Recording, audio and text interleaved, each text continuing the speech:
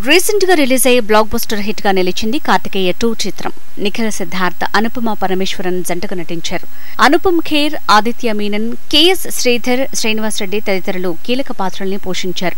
అనేక ఆటంకాలను అధిగమించి ఆగస్టు 13న తెలుగు, తమిళ, కన్నడ, మలయాళ భాషలతో పాటు హిందీలోనూ రిలీజ్ అయి బాక్సాఫీస్ ని షేక్ చేస్తోంది. 13.3 కోట్ల బ్రేక్ ఈవెన్ తో బరిలోకి దిగి 16 రోజుల్లో 48.78 కోట్ల షేర్ ని రాబట్టి డబుల్ బ్లాక్ బస్టర్ లిస్ట్ లో చేరింది కార్తికేయ 2. ఫుల్ రన్ లో 300 కోట్లకి పైగా కలెక్షన్స్ ని సాధిస్తుందని ట్రేడ్ వర్గాల అంచనా. అలాంటి కార్తికేయ 2 చిత్రాన్ని కొన్ని ప్రధాన కేంద్రాల్లో సెప్టెంబర్ 1 నుంచి తొలగించనున్నారనే టాక్ సెన్సేషన్ గా మారింది.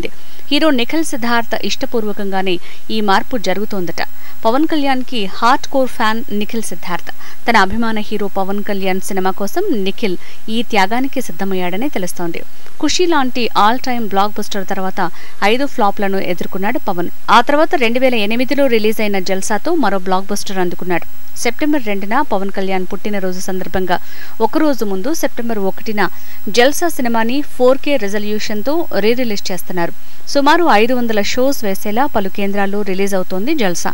తన అభిమాన హీరో పవన్ కోసం నిఖిల్ చేసిన త్యాగాన్ని తెగ మెచ్చుకుంటున్నారు పవన్ ఫ్యాన్స్.